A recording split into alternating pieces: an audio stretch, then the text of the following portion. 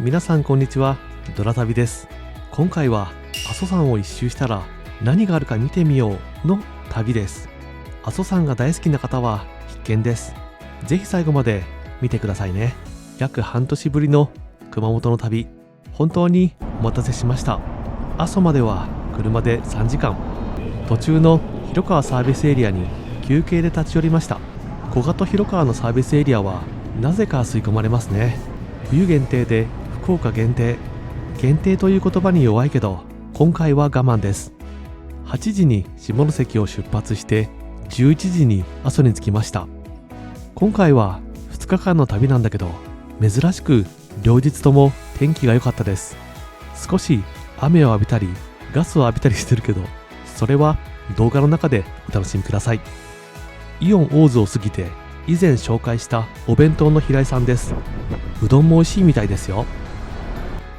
道の駅大津は明日行こうと思います。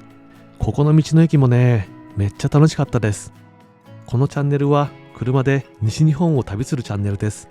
気になる方や応援してくださる方は高評価とチャンネル登録をお願いします。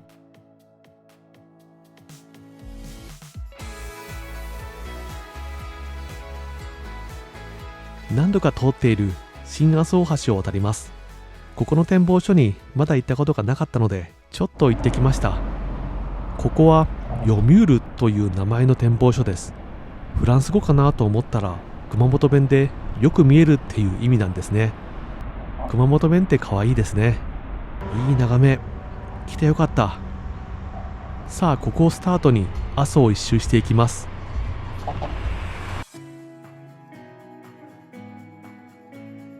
南阿蘇に入ってきました。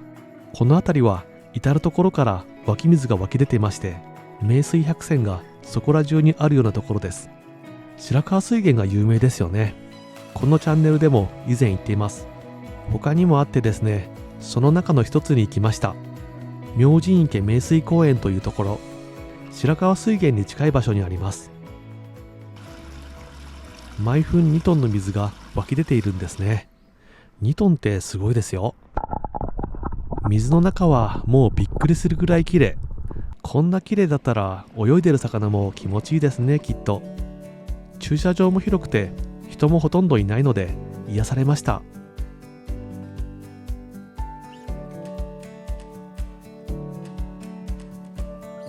車で5分ぐらい行くと CM で有名になった見晴台駅がありました。前回の動画でキリンの工場見学に行ったんですが、そのキリンの午後の紅茶の CM でこの駅が使われたことで有名です。無人駅だから見放題。早速見ていきましょう。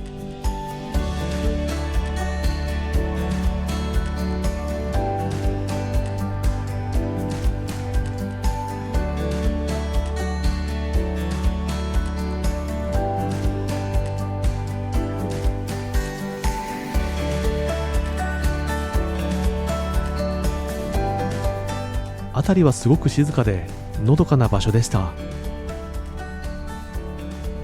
駅舎の中には午後の紅茶のポスター、さりげなくアピールしてますね。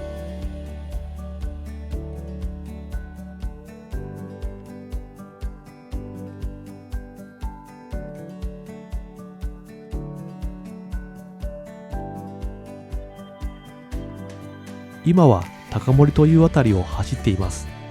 この辺りは車で走ると遠くの山が綺麗で見晴らしも良くて本当に気持ちいいです。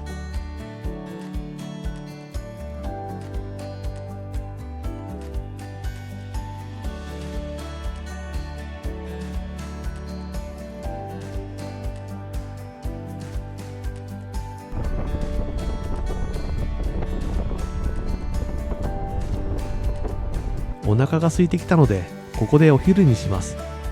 お昼ご飯はこちらの山安というお店で赤牛を食べようと思います。なんと40分待ち。平日でも店内はたくさんの人がいました。すごい人気ですね。しばらく車の中でカメラの充電とか次に行くところを調べていたら、意外と40分はあっという間でした。気まぐれ赤牛丼が美味しそう。店内は焼いたお肉の香りが充満してて食欲をそそられますね。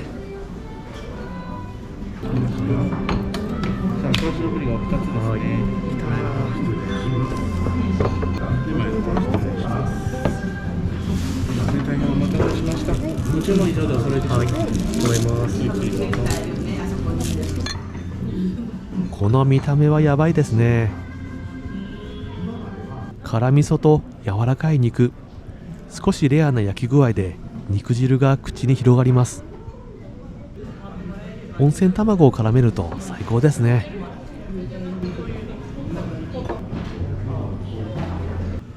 大葉が入っていて後味がすっきりしました。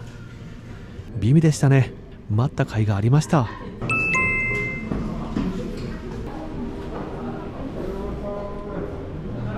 1200円のお返しですね。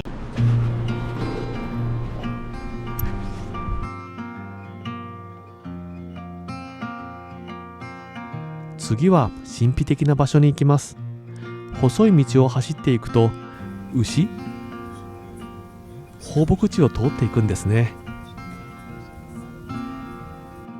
ナビを使っても分かりにくい場所にあります。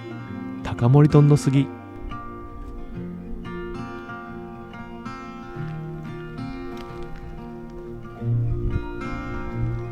少し冷たい風が吹く小高いところ。南阿蘇の景色もいいですね。急な坂を登っていくと小さな森の中に収まるようにそれはありました。樹齢400年の杉の木。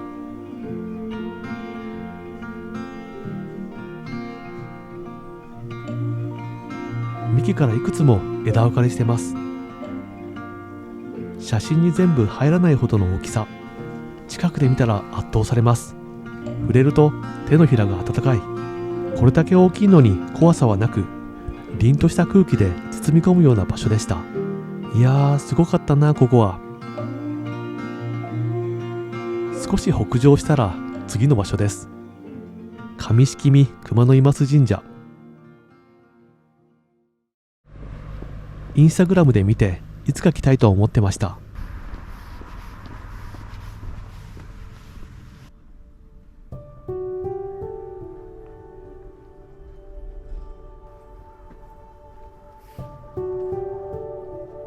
100基近い石灯籠が続く参道。どこまでも続くような薄暗い階段が神秘的です。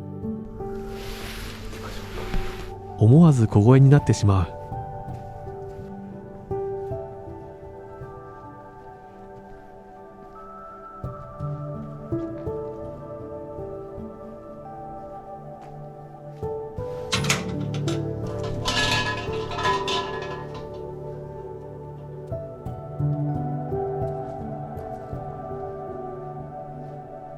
この上には大きな岩に穴が開いている宇毛戸岩というところもあります。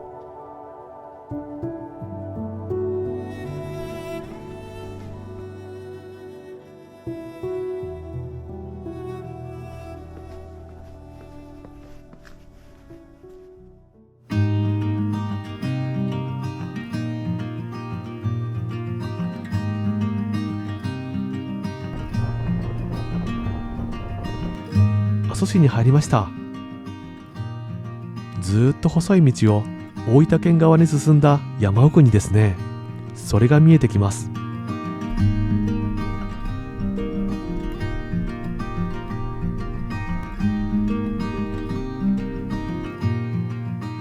阿蘇坊橋、日本一の木造屋根付きの橋。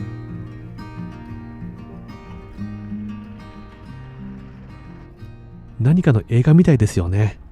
というか、なぜここにこのような橋があるのかとても不思議です。めちゃくちゃかっこいいですね。遠回りになったけど来てよかったです。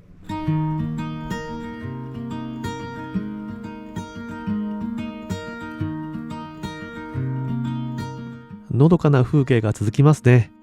何回も言いますけど、走っていて本当に気持ちいい。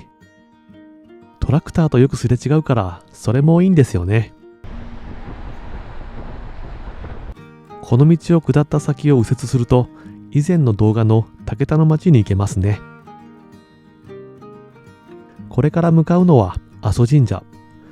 ここは何回も行きたくなってしまうのです。今回はその近くの門前町商店街も歩いていきましょう。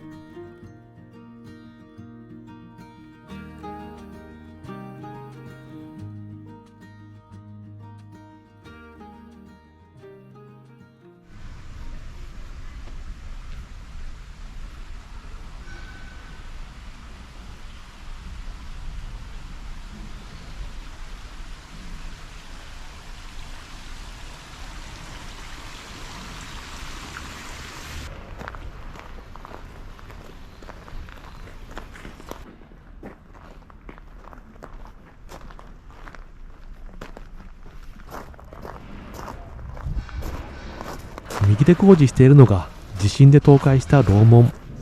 楼門は2023年12月に工事が完成するみたいです。あと1年ですね。2016年の熊本地震からここまで復旧しています。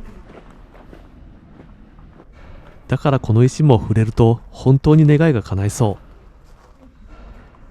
う。神社の横には商店街が続いてました。のんびり散策できる雰囲気。いろんなところから水が出てます。金運が上がりそうな名前ですね。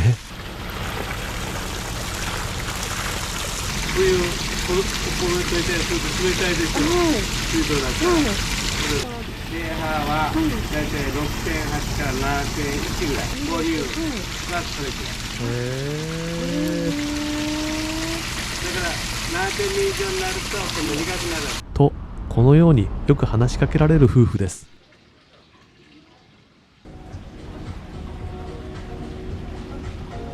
美味しそうなお店があったので思わず入ります。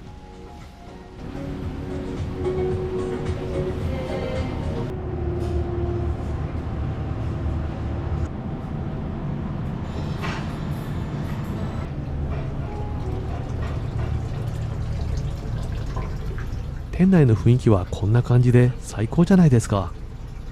バロッケが名物らしいのでいただきます。甘辛い馬肉を包んだコロッケで注文を受けてから揚げてました。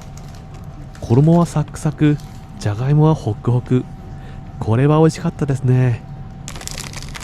美味しそう。これはささみの梅包み。たっぷりの梅肉と大葉が入っていてさっぱりとした味わい。とても美味でした。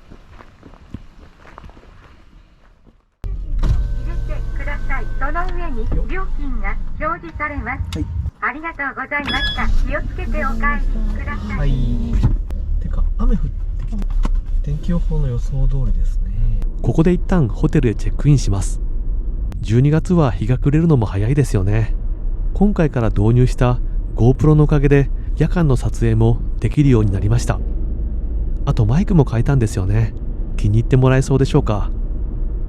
明日は大津から中岳や草千里を経由して阿蘇神社を北上しようと思ってます。目的地は左側にあります。ここのホテルに泊まるのは2回目くらいかな。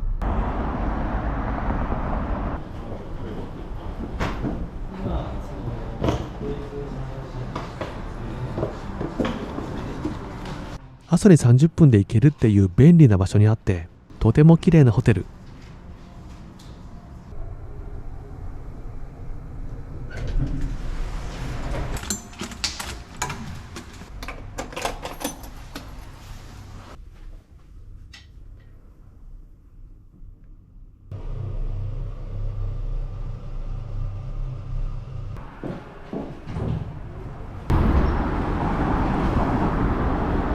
熊本まで来たからですね。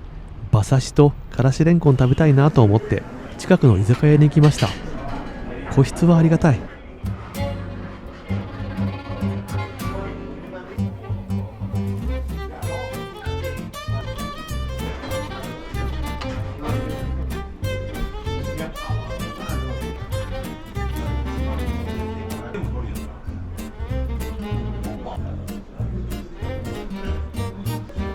ここはホテルの宿泊者は料金から 5% 割引してくれます。美味しかったなぁと思いながら帰りにコンビニへ。寒いと肉まん欲しくなります。